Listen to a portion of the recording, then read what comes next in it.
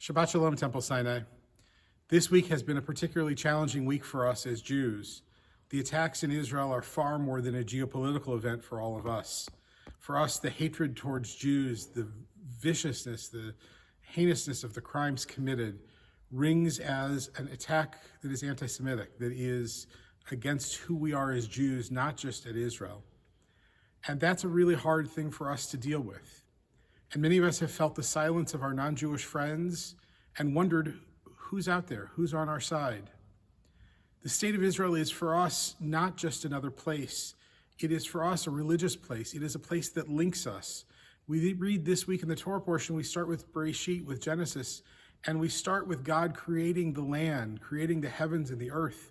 And we believe that God created that land and has a special relationship with us and that land, that it's a three-part partnership, the land, the people, and God. And while we believe we can share that land, that all of us who recognize God and all of us who don't recognize God, we can all live together, that there doesn't need to be one side calling all of the shots, that there's a way for everybody to live in harmony. Even with that idea in mind, we believe that we have a special connection to the land of Israel. And so in the midst of the war, in the midst of reading Bereshit, of reading of the creation of the world, we stop and say, let's pray for peace. Let's pray for all of those whose leaders are leading them astray.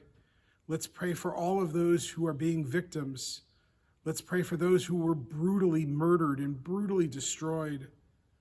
Let's pray for a world that sees that all of us are reflections of God, that all of us are the ideal that we ascribe and that we aim for as Jews. Our services this weekend will take place Friday evening at 7 o'clock. We'll have services Saturday morning at 9:15, preceded, of course, by Torah study at 8:30. In both instances, we'll be adding extra prayers for the state of Israel and for peace and for a swift end to the hostilities there.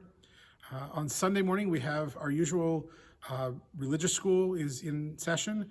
We'll also be honoring our legacy donors on Friday evening, and there's a special brunch for our legacy folks on Sunday, and so we look forward to celebrating that.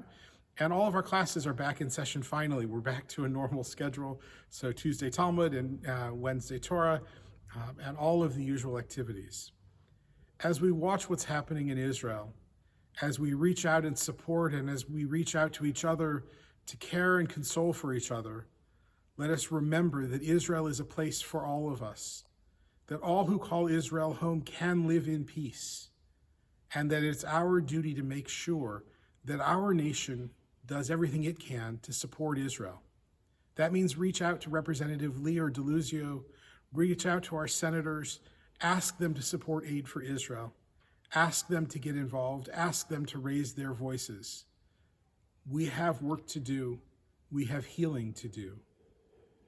Am Yisrael Chai, the people of Israel will continue to live, and we will see a day of more peace. Shabbat Shalom for now. Look forward to seeing you at the temple.